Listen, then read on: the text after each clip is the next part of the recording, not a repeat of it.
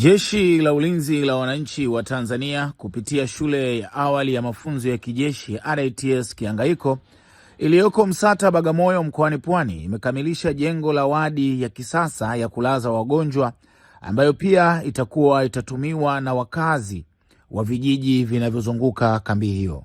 Wadi hiyo ambayo imezinduliwa na mkuu wa majeshi General Jacob Mkunda tayari imewekwa vifaa vya kisasa kwa ajili ya kutoa huduma zinazohitajika. Akizindua wadi hiyo, mkuu wa majeshi General Jacob Mkunda amesema kiwango cha ujenzi kinaridhisha, hivyo wanapaswa kuanza kuhudumia jamii kwa uadilifu na weledi. Afande, jengo hili lilianza ujenzi siku ya tarehe 1 Januari 2024 na limekarimika siku ya tarehe 31 Januari 2026.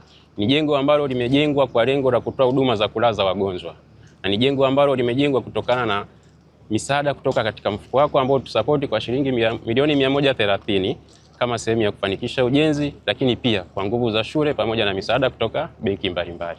Afande, jengo hili lililoko mbele yako litakuwa ni jengo ambalo linatoa huduma za kulaza wagonjwa kwa kuweza kulaza wagonjwa idadi 22 kwa wakati mmoja. Afande, mpaka hapo kweli tunashukuru kwa nafasi waliweza kutusaidia katika kupata jengo hili, kwani itatusaidia katika utoaji wa huduma, na pia jengo hili mpaka limekamilika hadi hivi sasa limeshawekewa vitendanishi vyote ambavyo vinahitajika kwa ajili ya kutoa huduma ya matibabu na kumlaza mgonjwa kwa wakati wote. Sawa. Ndio. Hiyo sasa bado kiangalia tofauti. Ndio. Isiwe kama ya kikosi au ya chuo.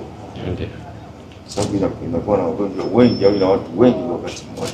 Ndio. Lazima angalia tofauti. Ina extension plan. Extension plan ndio ujenzi wa hayo majengo mengine. Ndio afande, kujenga OPD na emergency department pamoja na X-ray department.